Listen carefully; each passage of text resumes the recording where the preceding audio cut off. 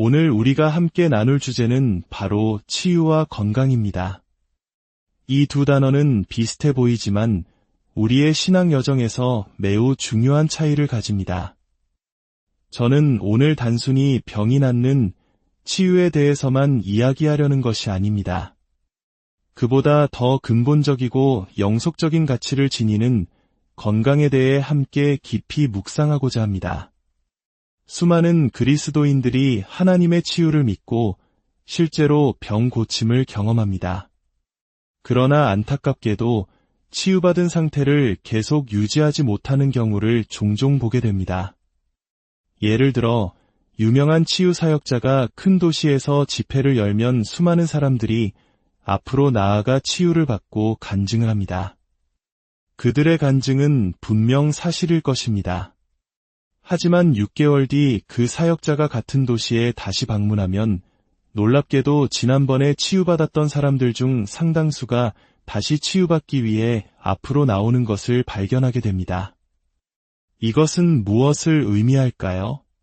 많은 이들이 치유를 받는 법은 알지만 건강을 유지하는 법은 알지 못한다는 뜻입니다. 성경은 우리에게 치유와 건강, 이 두 가지 모두를 가르치고 있습니다. 먼저 치유의 문제부터 시작하여 건강으로 나아가 보겠습니다. 하나님의 치유 능력을 경험하고 그것을 받기 위해 우리가 다루어야 할 가장 핵심적인 질문이 하나 있습니다. 그것은 바로 하나님의 뜻에 관한 것입니다. 과연 우리를 치유하는 것이 하나님의 뜻일까요? 저는 과거에 오랫동안 병상에 누워 이 질문과 씨름했던 시간이 있었습니다. 나를 치유하고 건강하게 지켜주시는 것이 하나님의 뜻이라는 확신이 들기 전까지 저는 그 병상에서 벗어날 수 없었습니다. 성경 말씀을 통해 그리고 개인적인 체험을 통해 이 문제에 대한 답을 찾는데 꼬박 1년이라는 시간이 걸렸습니다. 우리가 치유를 받지 못하거나 치유를 받고도 그 건강을 유지하지 못하는 대부분의 경우 그 근본적인 문제는 바로 이 하나님의 뜻에 대한 확신의 부족에 있습니다. 하나님께서는 찾아오는 모든 사람을 고쳐주시길 원하실까요? 아니면 일부만 고쳐주실까요? 혹시 질병 자체가 때로는 하나님의 뜻일 수도 있을까요? 이 지점에서 우리는 매우 논리적으로 생각해 보아야 합니다. 만약 어떤 분이 저에게 이렇게 말한다고 가정해 봅시다. 제가 앓고 있는 이 병은 저를 위한 하나님의 뜻이며 하나님께서 제게 주신 축복이라고 믿습니다. 그렇다면 부디 논리적으로 행동하십시오. 하나님이 주신 축복을 없애려고 애쓰지 마십시오. 오히려 그 축복을 잘 가꾸고 키워나가야 합니다. 만약 하나님께서 당신에게 유익을 주시기 위해 질병을 허락하셨다면 어떤 방법으로든 그 질병에서 벗어나려고 하는 것은 잘못된 일입니다.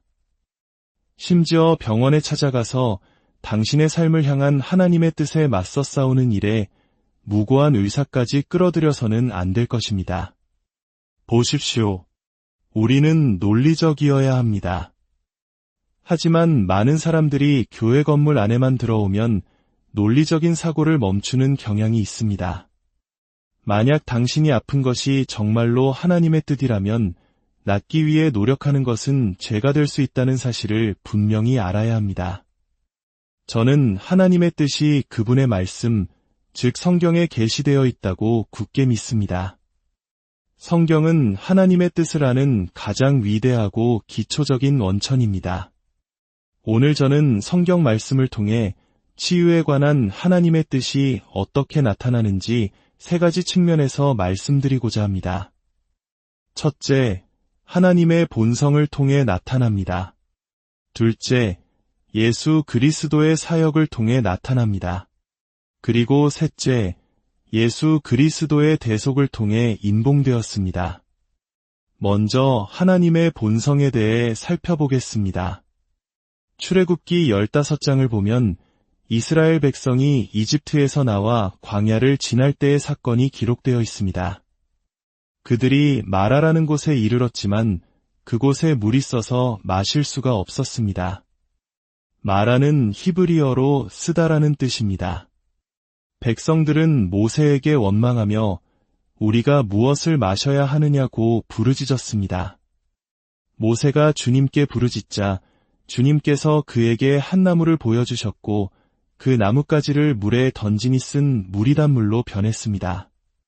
바로 그곳에서 하나님께서는 이스라엘 백성을 위해 법도와 율례를 정하시고 그들을 시험하시며 이렇게 말씀하셨습니다.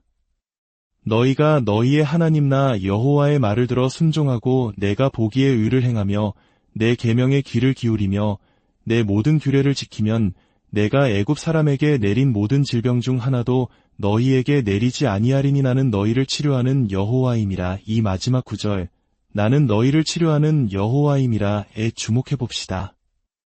히브리어 원문으로는 아니 아도나이 로페카입니다. 아니는 나, 아도나이는 주님, 그리고 로페카는 너의 의사라는 뜻입니다. 히브리어 단어 라파는 의사를 의미합니다. 하나님께서는 모세 시대의 이스라엘 백성에게 자신을 나는 여호와, 너의 의사다라고 분명히 계시하셨습니다. 그분은 스스로를 당신의 백성을 고치시는 의사이자 치료자로 나타내신 것입니다.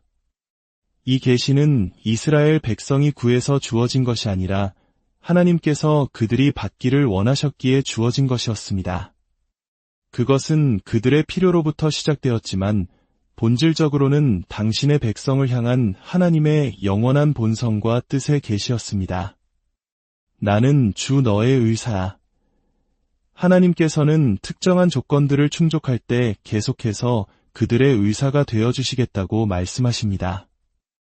그중 가장 첫 번째이자 모든 성경을 관통하는 핵심 조건은 26절의 시작에 나옵니다. 너희가 너희의 하나님 나 여호와의 말을 들어 순종하고, 여기서 들어 순종하고라는 표현은 히브리어 원문에서 듣고 또 들으면이라는 의미로 듣는다는 동사를 반복하여 강조합니다. 저는 이것이 무엇을 의미하는지 하나님께 여쭈었던 적이 있습니다. 주님께서는 제 마음에 이런 깨달음을 주셨습니다. 너에게는 오른쪽과 왼쪽 두 개의 귀가 있다. 듣고 또 듣는다는 것은 양쪽 귀 모두로 온전히 나의 말에만 귀를 기울이는 것이다. 하지만 저는 많은 사람들이 한쪽 귀로는 하나님의 말씀을 듣고 다른 쪽 귀로는 사탄의 거짓말을 듣는 것을 보았습니다. 오른쪽 귀로는 하나님의 진리가 들어오고 왼쪽 귀로는 사탄의 속삭임이 들어와 머릿속에서 충돌하면 그 결과는 혼란뿐입니다. 치유를 받는 위대한 비결은 듣고 또 듣는 것, 즉 두 귀를 모두 열어 하나님의 말씀에 온전히 집중하는 것입니다. 하나님은 말씀하십니다. 내가 나의 말에 온전히 귀 기울이면 나는 영원히 너의 의사가 될 것이다. 구약의 마지막 책인 말라기 3장 6절에서 하나님은 다시 한번 이스라엘 자손에게 말씀하십니다. 나 여호와는 변하지 아니하나니 그러므로 야곱의 자손들아 너희가 소멸되지 아니하느니라. 주님이 변치 않으신다는 가장 큰 증거 중 하나는 야곱의 자손들이 오늘날까지 소멸되지 않았다는 사실입니다. 만약 변치 않으시는 하나님께서 수천 년 동안 그들을 지키고 보호하지 않으셨다면 그들은 박해자들에 의해 오래전에 사라졌을 것입니다. 주님은 말씀하십니다. 내가 변하지 않는 여호와이기에 너희가 소멸되지 않았다. 나는 너희의 의사이며 나는 변하지 않는다. 신약성경 야고보서 1장 17절에서도 야고보는 이렇게 말합니다. 온갖 좋은 은사와 온전한 선물이 다 위로부터 빛들의 아버지께로부터 내려오나니 그는 변함도 없으시고 회전하는 그림자도 없으시니라. 이것이 바로 우리 하나님의 속성입니다. 그분은 변덕을 부리거나 마음을 바꾸지 않으십니다. 그분은 위대하고 영원하며 변치 않는 스스로 있는 자이십니다. 그분은 말씀하십니다. 나는 너의 의사라. 그분은 과거에도 그러셨고 현재에도 그러시며 미래에도 영원히 그러실 것입니다. 둘째로 치유에 관한 하나님의 뜻은 예수 그리스도의 사역을 통해 분명히 드러납니다. 예수님의 사역을 가장 명확하게 요약한 구절은 사도행전 10장 38절에 나옵니다. 사도 베드로가 고넬료의 집에서 이렇게 설교합니다. 하나님이 나사렛 예수에게 성령과 능력을 기름 붓듯 하셨음에 그가 두루 다니시며 선한 일을 행하시고 마귀에게 눌린 모든 사람을 고치셨으니 주목하십시오. 성부, 성자, 성령 삼위일체 하나님께서 모두 치유 사역에 연합하셨습니다. 성부 하나님께서 아들 예수님께 성령으로 기름을 부으셨습니다. 그 결과는 무엇이었습니까? 아들 예수님께서는 삼위일체 하나님의 대표로서 두루 다니시며 선한 일을 행하시고 마귀에게 억눌린 모든 사람을 고치셨습니다. 이 구절은 명확하게 선포합니다. 치유는 하나님으로부터 오고 질병은 마귀로부터 온다는 것을 말입니다. 예수님의 사역 안에서 성부와 성자와 성령께서는 고통받는 인류에게 치유를 가져다 주시는 하나님의 뜻을 완벽하게 보여주셨습니다. 성경 어디에도 예수님께서 치유를 구하러 온 단 한 사람이라도 거절하셨다는 기록은 없습니다. 찾아오지 않아 치유받지 못한 사람들은 있었지만 그분께 나아온 모든 사람은 예외 없이 고침을 받았습니다. 그분은 단 한 번도 그것은 하나님의 뜻이 아니다 라고 말씀하지 않으셨습니다. 너의 병에는 내가 어쩔 수 없는 이유가 있다거나 내가 너무 오래 앓았다거나 너의 병은 불치병이다 라고 말씀하신 적도 없습니다. 예수님께서는 요한복음 6장 38절에서 친히 이렇게 말씀하셨습니다.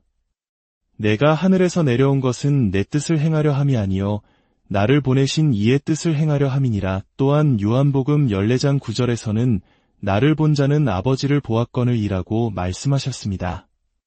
우리가 예수 그리스도를 볼 때 우리는 행동하시는 성부 하나님을 보는 것입니다. 예수님의 치유 사역 속에서 우리는 성부, 성자, 성령 하나님께서 인류에게 치유를 가져다 주기 위해 하나 되어 일하시는 모습을 봅니다. 셋째로, 치유에 대한 하나님의 뜻은 예수 그리스도의 대속, 즉 십자가 위에서 그분이 이루신 구속 사역으로 영원히 인봉되었습니다. 예수님의 대속을 가장 위대하게 묘사한 곳은 이사야서 신세장입니다. 4절과 5절은 이렇게 기록되어 있습니다. 그는 실로 우리의 질고를 지고 우리의 슬픔을 당하였거늘 우리는 생각하기를 그는 징벌을 받아 하나님께 맞으며 고난을 당한다 하였노라. 그가 찔림은 우리의 허물 때문이요 그가 상함은 우리의 죄악 때문이라. 그가 징계를 받음으로 우리는 평화를 누리고 그가 채찍에 맞음으로 우리는 나음을 받았도다. 여기서 사용된 질고와 슬픔이라는 단어는 히브리어 원어에서 문자적으로 질병과 고통을 의미합니다. 즉, 이 구절은 이렇게 읽어야 합니다. 그는 실로 우리의 질병을 짊어지시고 우리의 고통을 당하셨다. 그리고 그 논리적인 결론이 바로 그가 채찍에 맞음으로 우리는 나음을 입었다는 것입니다.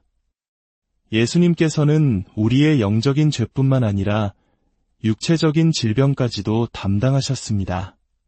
신약의 두 저자인 마태와 베드로는 성령의 영감을 받아 이사야서의 이 구절을 인용하며 이것이 육체적 치유에 대한 약속임을 확증합니다. 마태복음 8장 16절과 17절은 예수님의 공생의 사역을 기록하며 이렇게 말합니다.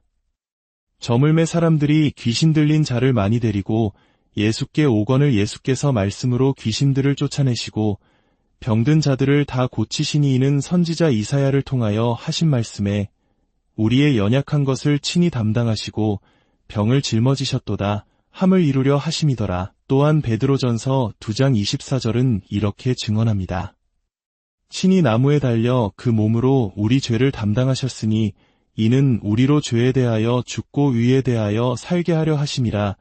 그가 채찍에 맞음으로 너희는 나음을 얻었나니. 베드로가 여기서 사용한 나음을 얻었다는 헬라어 단어는 육체적 치유를 의미하는 표준적인 단어입니다. 구약과 신약의 모든 증언은 한 곳을 가리킵니다. 예수님께서 십자가 위에서 우리의 질병을 가져가시고 우리의 고통을 짊어지셨으며 그분의 몸에 가해진 상처를 통해 우리의 육체적 치유가 이미 마련되었다는 사실입니다. 그러므로 우리는 하나님의 본성, 예수님의 사역, 그리고 십자가의 대속이라는 세 가지 명백한 증거를 통해 치유가 하나님의 뜻임을 확신할 수 있습니다. 이제 진짜 질문은 이것입니다. 치유가 과연 하나님의 뜻일까요? 가 아니라 하나님께서 그리스도의 죽음을 통해 이미 우리를 위해 마련해 놓으신 그 치유를 우리가 어떻게 받아 누릴 수 있을까요? 입니다. 예수님께서 십자가에서 숨을 거두시며 다 이루었다고 외치셨을 때 모든 것은 완성되었습니다. 우리가 할 일은 그분이 이미 이루신 것을 믿음으로 받는 것뿐입니다. 그렇다면 이 치유를 실제로 우리 몸에 적용하시는 분은 누구일까요? 바로 성령님이십니다. 창세기를 보면 하나님께서 흙으로 사람의 형상을 빚으시고 그 코에 생기를 불어넣으셨을 때 흙으로 된 몸이 살아있는 생명체가 되었습니다. 우리의 육체를 처음 만드신 분이 바로 하나님의 영, 성령님이십니다. 그렇기에 성령님을 통한 하나님의 치유는 가장 논리적인 일입니다. 우리의 몸을 지으신 분이 바로 그 몸을 유지하고 약해졌을 때 고치시는 분이기 때문입니다. 로마서 8장 11절은 이렇게 말씀합니다.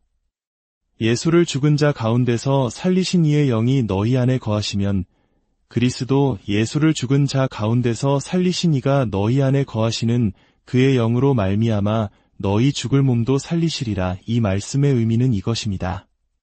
만약 당신이 그리스도를 믿고 하나님의 영이 당신 안에 거하신다면 당신의 죽을 육체 안에 예수님의 시신을 무덤에서 일으키신 바로 그 신적인 능력이 내주하고 있다는 사실을 기억하십시오. 십자가에서 처참하게 찢기고 모든 피를 쏟으신 후 사흘 밤낮 무덤에 누워 계셨던 예수님의 몸을 일으켜 세우신 그 생명의 영이 지금 당신 안에 거하고 계십니다. 무슨 목적으로 말입니까? 바로 당신의 죽을 몸에 하나님의 생명을 공급하기 위함입니다. 이것은 우리가 불멸의 몸을 가졌다는 뜻이 아닙니다. 죽을 수밖에 없는 몸 안에 영원한 생명, 부활의 생명을 가졌다는 뜻입니다. 예수님의 죽은 몸을 무덤에서 일으키신 그 성령님이 당신의 육체 안에 거하시는 한 당신은 모든 질병의 공격을 이겨내고 건강하게 살아갈 힘을 공급받을 수 있습니다. 이제 마지막으로 성령께서 사용하시는 치유의 수단은 무엇일까요? 모든 수단 중 가장 위대하고 기초적인 것은 바로 하나님의 말씀입니다. 시편 107편은 이렇게 노래합니다. 미련한 자들은 그들의 죄악의 길을 따르고 그들의 악을 범하기 때문에 고난을 받아 그들은 모든 음식물을 싫어하게 되어 사망의 문에 이르렀도다. 이에 그들이 그들의 고통 때문에 여호와께 부르짖음에 그가 그들의 고통에서 그들을 구원하시되 그가 그의 말씀을 보내어 그들을 고치시고 위험한 지경에서 건지시는도다. 보십시오. 죽음의 문턱에서 절망 속에 부르짖는 자들에게 하나님께서 무엇을 보내어 응답하십니까? 그분은 그의 말씀을 보내어 그들을 고치시고 구원하십니다. 구원, 치유, 구출, 이 모든 것은 하나님의 말씀을 통해 우리에게 임합니다. 성령님과 하나님의 말씀이 함께 역사할 때 전능하신 하나님의 창조적이고 회복적인 능력이 우리에게 흘러 들어오는 것입니다. 사랑하는 성도 여러분, 오늘 이 말씀을 마음에 깊이 새기시길 바랍니다. 당신을 향한 하나님의 뜻은 질병이 아니라 건강입니다. 그 건강은 예수 그리스도의 십자가를 통해 이미 당신을 위해 값없이 마련된 선물입니다. 그리고 지금 당신 안에 거하시는 성령님께서 하나님의 말씀을 통해 그 생명의 능력을 당신의 삶에 풀어놓기 원하십니다. 믿음으로 말씀을 붙드십시오. 그리고 선포하십시오. 주님께서 채찍에 맞으심으로 나는 나음을 입었습니다. 주 예수 그리스도의 이름으로 여러분 모두에게 하나님의 치유와 회복의 은혜가 강물처럼 흘러넘치기를